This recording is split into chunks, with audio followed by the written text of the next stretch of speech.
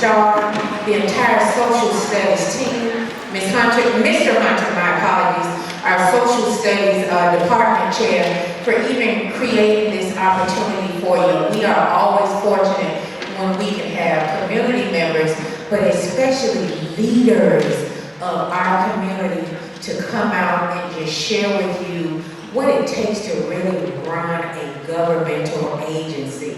And hopefully what Mayor Evans has to share with us will fall right in line with what your teachers are sharing with you in the classroom. So Mayor Evans, thank you again for joining us.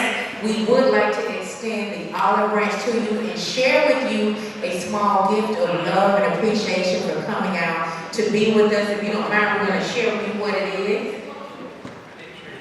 It is. You are an official Conyers Middle School member.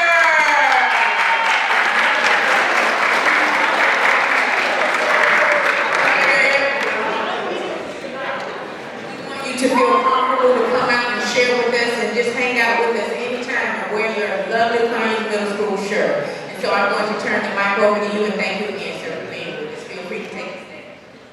Up here, down here? Down, wherever you want. Probably stand right here. Okay. I was thinking, can y'all hear me okay?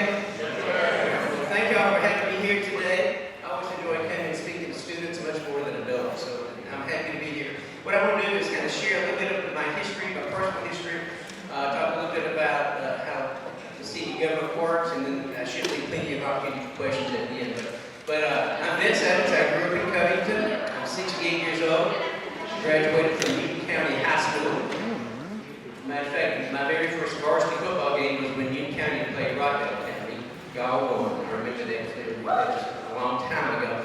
Graduated from the University of Georgia, which, if you don't know, has the #1 team in the country as it comes to football. I think y'all do know that. Graduated from there with a degree in pharmacy. I came to Conyers in 1979, where I bought my pharmacy. And I have been an owner of a pharmacy up until about 9 years ago when I sold the pharmacy. You probably remember what was known as Evans Pharmacy. It's now called Beasties. It's on the right there on the corner in Old Town Conyers. So that was a pharmacy that I owned for many, many years. I married, have 2 adult children in their early 40s. They both attended school here back many, many years ago and graduated from Rockdale High School. So, like I said, I moved to Conyers in 1979, so that's for 43 years I lived in Conyers. I ran for city council back in 1999. I was on the city council for 18 years, and then I decided in 2017 to run for mayor. I was successful in that bid. I ran for re-election last year, so now I'm in the first year of my second term as mayor here in Conyers. Let me just talk a little bit about the city government. You may know this from your studies, but it's a 6-member council. There's me, the mayor, and 5 council members. They are elected by district. Each of us are on 4-year terms, and every 4 years, 3 of us come up for election or re-election. So every 4 years, you could have half the council be entirely new. So that's never happened since I've been on the council, but it is that possibility. We are, and I think you stated this, a weak mayor versus a strong mayor form of government. I think of the weak mayor and I call it the city manager form of government being one and the same. The strong mayor is one, as you probably know, that the mayor is elected. He also runs the day-to-day operations. Okay, in a weak mayor or city manager, the mayor is elected, but he's in charge of other things. But we hire what's called a city manager to run the day-to-day operations. City of Conyers has over 200 people that work there. Being a city manager is complicated, it's hard. I like that form of government. Myself and the council, the way in the big picture, it is our job to create a vision for the city, and then we turn that vision over to the city manager staff and say, all right, this is what we want to see happen. You get us there. You come up with a plan to get us there. So that's kind of how I look at things in that regard. Another thing that we do, and then this will be the last thing I'll say, and then y'all can if y'all have questions, is we are very much committee oriented. For every department of the city, whether it's the police department or the IT or transportation, we have a council member assigned to that department as the committee head. So anytime there's a big decision to be made, not every decision, that we have to have the committee involved. Anytime any decision decision of magnitude comes up, we will have a committee meeting where the committee chair will be there. I'm part of pretty much every committee that meets. Sometimes we can have another council member. If it's a really big decision, the city manager may be there. Of course, the department head's going to be there. Anything to do with money, our chief financial officer is going to be there. So we're going to have a room full of people discussing a topic in private, basically, that we're going to bring later to the council to approve. And you can imagine with that many eyes looking at a particular subject, a particular project, that it is pretty well thought through. So when it does get to the council meeting, and I sometimes refer to the council meeting as voting meetings because most of the work has already been done. This doesn't mean that every time it comes out of committee, it's approved. It does not. I mean, sometimes it gets out of committee with what they want to recommend, but it's one of those that can go either way. So we've had some that just because the committee recommended approval, it didn't happen that way. But in most cases, it does. Like I said, when you can sit in a room and everybody have their input, you can usually come up with the right thing to do, and then you present it to the council for vote, and then typically it does go through. Not always unanimous, but it does go through. So, that's the gist of what we're doing. So, I didn't want to say too much. I think y'all may have some questions for me. So, at this time, I'll just open it up if y'all have any questions, and I'll be happy to try to answer them.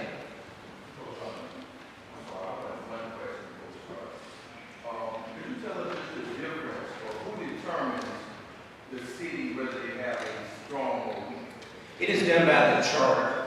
Every city government has a charter. That's where when it's established, that's where all the guidelines go into. You can change your charter, but that has to be done through the state legislature. But it starts with the charter that each city has. And in that charter, we have 5 council members and a mayor. That's an even number. Okay, but other councils we have 7, 8, 3, and that's all in the charter about how many council members, how long the terms are. In our case, we have unlimited terms.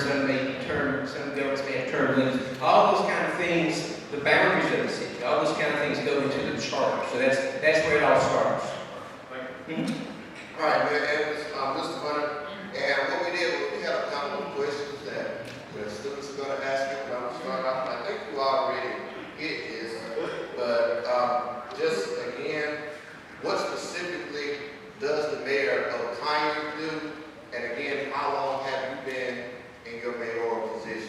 Okay. 18 years on the council, in my 5th year as mayor. And again, it's up to the council, and people would sometimes ask me, what is the main thing that I do as the mayor? And I'll tell them my job is to get the very best and most I can out of my council members. We want the best ideas, and I hope everybody look at me for always having the best idea. I want my council to come up with every good idea that we come up with to help the city do good things. But we take all these ideas as a council, and we try to create a vision, if you will, as what we want the city to be. We don't get too specific. And well, let's just say our police department, which is really important to me. We may feel like there's too much speeding on this particular road. What police department can we do to help you do a better job of controlling that? So we try to give, and we work with our staff as well.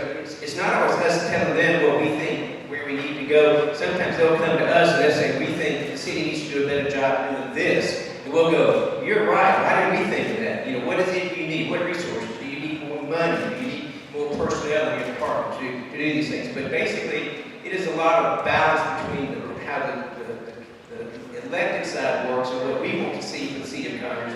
And then we have our department heads, there's about 10 of them, and about what they want to see. And in almost every case, we're pretty much always on the same page as what we want for the people of the city of Conyers. Okay, the other question that I'm going to ask, and then I'm going to turn it over to the students is, we're just trying to get a general idea as to how does local government work, in particular, like different scenarios, like how rules and laws are made in the city of Conyers. That's a good question. It kind of goes back again to our vision of what we'd like to see. Once the staff gets a hold of that vision, they may want to create it's called an ordinance, which is a rule or a law, and they present it to us about what they heard us say. They come up with that ordinance, they bring it back to us, and we may go, okay, yes, I like that and that and that. I don't like that at all. This is we need to work on, and eventually we'll come to something that we will both agree on. It will come before the council, and we'll vote, for that ordinance will, and hopefully that's to make effective and good changes in the city. We just redid our, I don't know exactly what you call it, but it's how people treat their animals. We just looked at that ordinance. We hadn't looked at it in maybe 20 years, so we said, maybe it's time to take a look at it again. So the staff took together some changes in that ordinance, presented it to us, and we approved it last meeting. So we are constantly upgrading and updating and hopefully improving all the rules associated with the city of Conyers. Okay, Mr. Mayor, when you say ordinance is equivalent to the word law. Yes.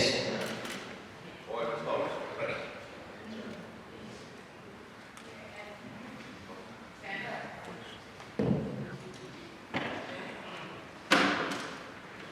Mayor Evans, how does the local government and state government work together in control work? You know, the state, let me see if I can explain this. The state makes rules that we all have to follow, okay? Now, on the local level, we can adjust what the state allows us to do, but this way, we cannot make their law or their rule less stringent. We can make it more, okay? We cannot make it less. Maybe an example would be something like, let's say the state said that a curfew on weekends for kids, okay, is 10 o'clock, all right? And we cannot say, no, that's not right, but we want it to be midnight, okay? That would make it less stringent, but we could say, no, we don't think that's right, we need to make it 8 o'clock. So the state has their rules that we abide by. We can make changes to those, but again, we can make it harder, we cannot make it easier, if that makes sense.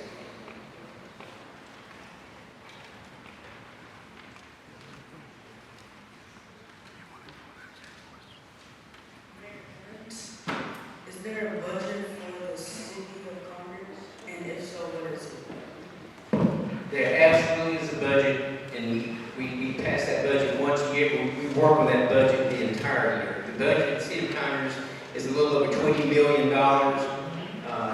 It's significant, but we like to think we are very tight when it comes to budgeting our money. We don't have a lot of fluff in the budget. Everything we put in the budget, we're serious about. If we cannot justify it being in there, we'll pull it out. So we feel like we're very good about managing our money. We don't throw a lot of money away. Not if I can help it. Mayor Evans, how does the city make money to pay the budget? How does the city make money to pay the budget? Most of the money comes in from taxes, and most of those taxes are property taxes. Okay, so that's where the majority of our income comes from. We have other taxes. We have what's called hotel tax. Anytime anybody stays in Conyers, they pay an extra, penny or so for the hotels that stay in. We have the SPLOS, which is that extra penny that comes to governments that they can use for certain things. We have the Georgia International Horse Park, which brings revenue. We also own Cherokee Run Golf Course.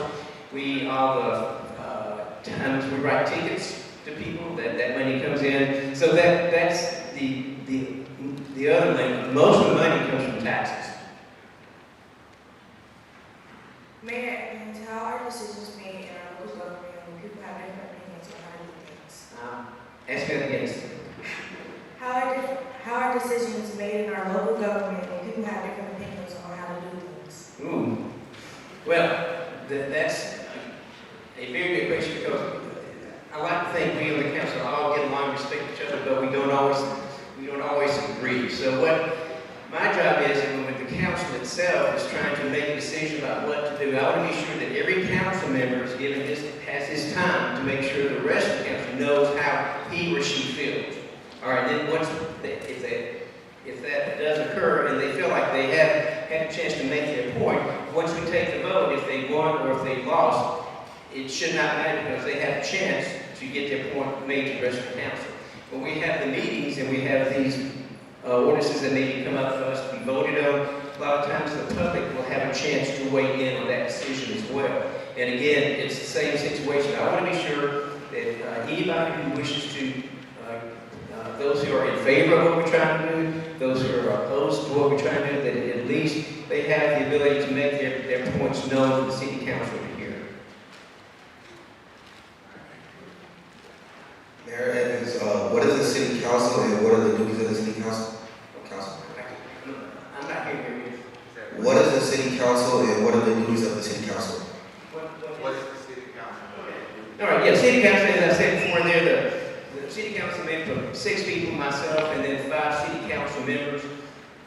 And basically, it's up to us to again, listen to what the community is looking for, to maybe address things that are be aware, trying to be ahead of the game as far as what's going on. It's just up to us to know what changes to make when, know when to leave things alone if they're working. You know, sometimes we'll be sitting there debating a topic, and it's like, and we go round and round, and we get back to where we started. And basically the comment is, you know, what we have here is a solution looking for a problem. We didn't have a problem, but it took us kind of going full circle to figure that out. But again, city council we're the ones who are that are supposed to create that vision for the community, just to see the big picture of things. Then we let the staff, you know, figure out how to make that big vision work. Hope that answers that question.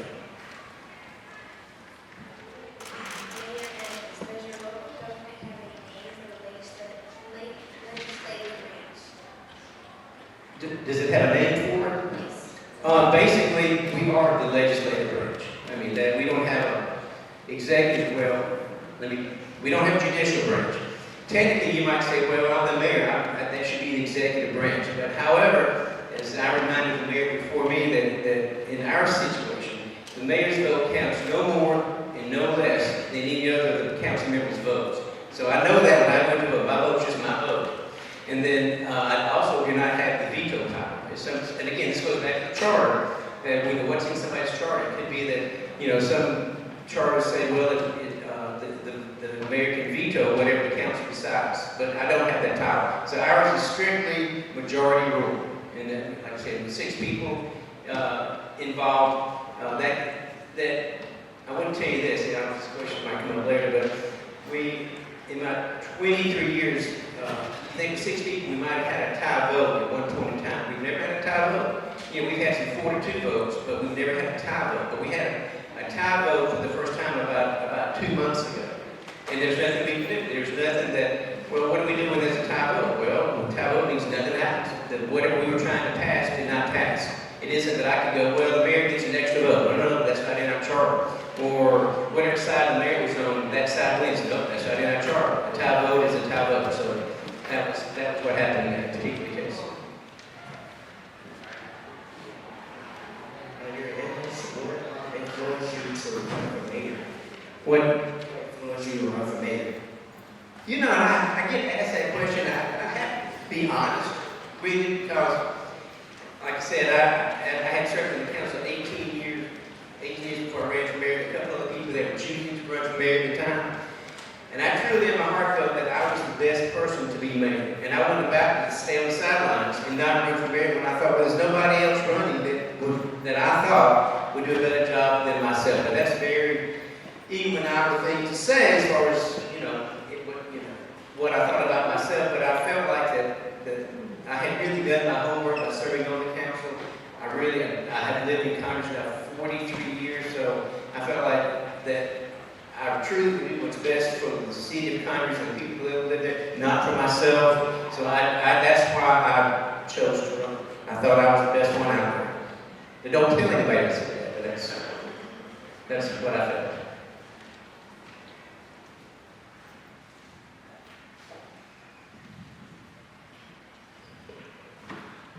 Mayor Evans, what is a city council meeting like? Most of the time, they're very enjoyable. We have reports from the different department heads. We pass ordinances that we think are going to improve the quality of life.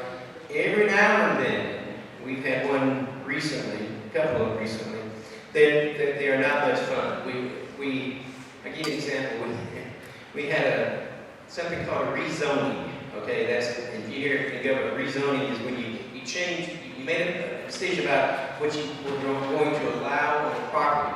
Okay, but every zoning has certain things that can allow, but we decided to change it. And what the situation was that the property was zoned where you could have townhomes and you could have houses, but you couldn't have apartments.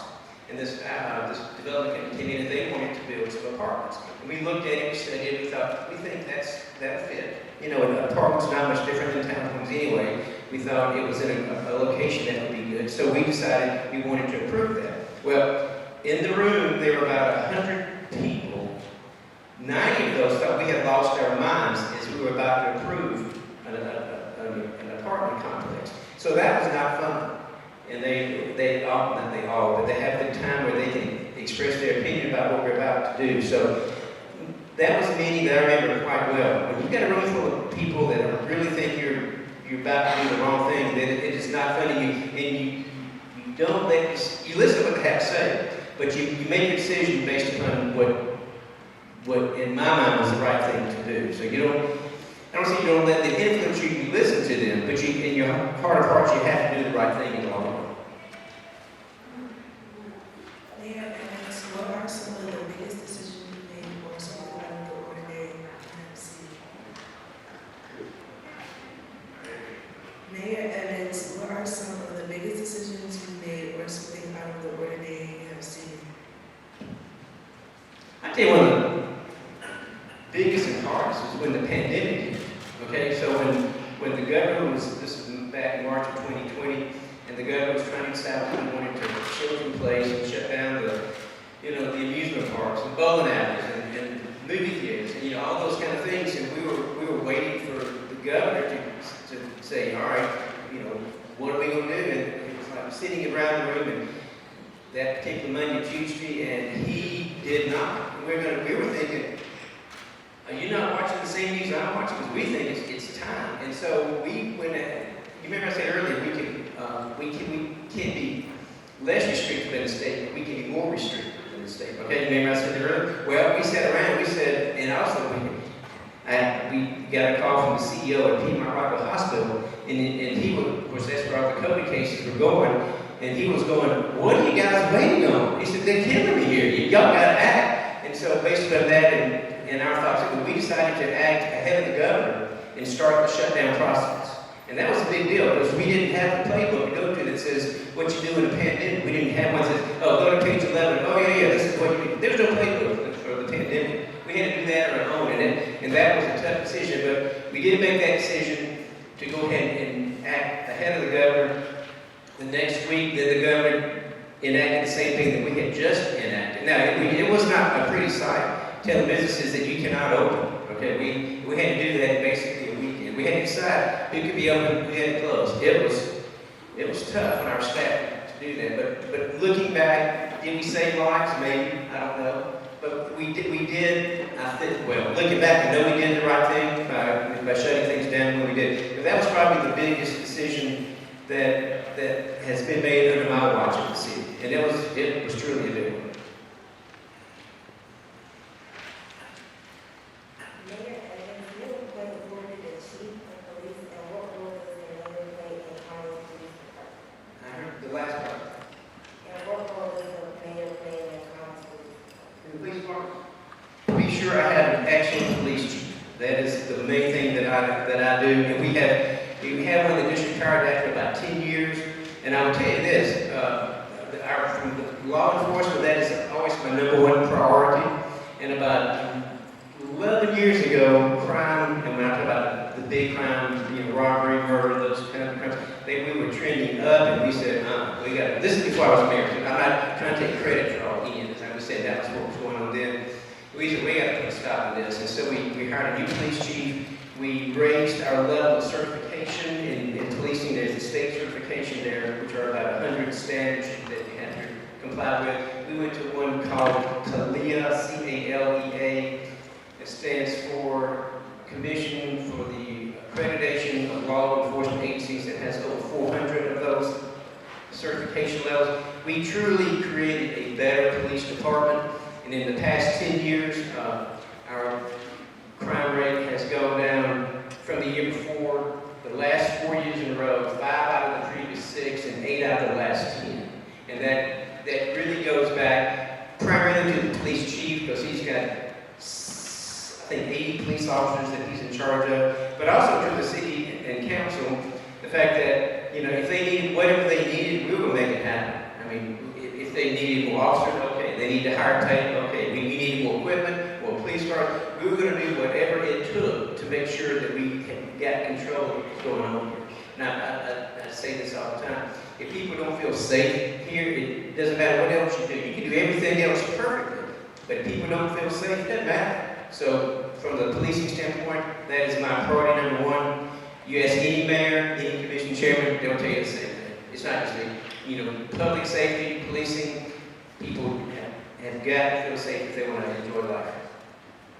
All right, well, thank you, Mayor Evans, and those are just a few questions, and one last thing I want to ask you is there anything interesting or new that the people of Conyers can expect to maybe happening, you know, in the near future, something big happening, something kind of in business, or anything else that, Currently, one thing, last couple of years, we've been putting our money in upgrading our streets. We probably have improved 20 miles of streets in Conyers in the past couple of years. This year, we're taking that money, and we've got like 4 interior parks here in Conyers. We're redoing all those parks with new equipment, and they're going to be really nice. We're going to add a dog park to one of those, the one that's on Eastview Road, right there.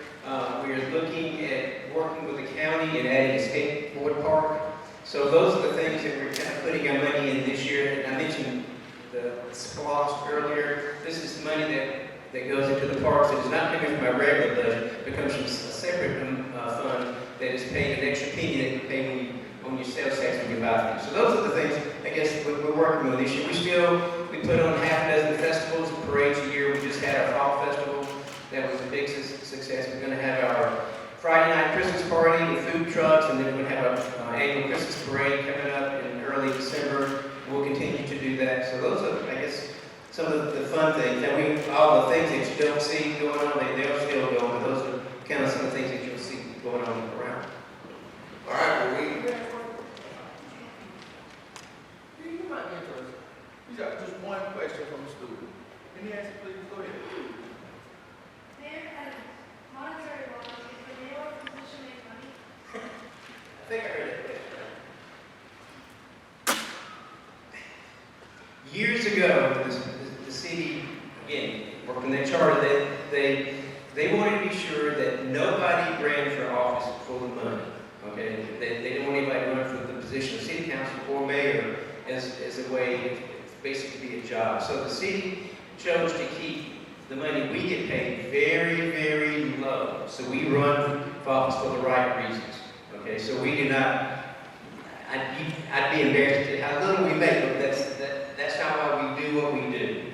We run because we want to try to do things to make the lives of people live here better. So no, we don't. We're not one of those governments that we pay the elected people very much money, and that's okay. thank you.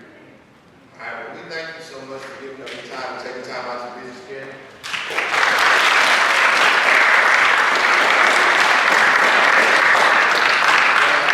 We'd like to thank Mr. Tucker and Ms. Starr for spearheading. Can we give Ms. Starr a hand?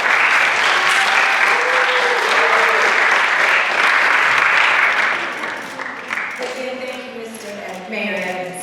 I also want to congratulate the students. I don't know if you know, but out of all the middle schools, Conyers Middle School scored the highest on their last CUA.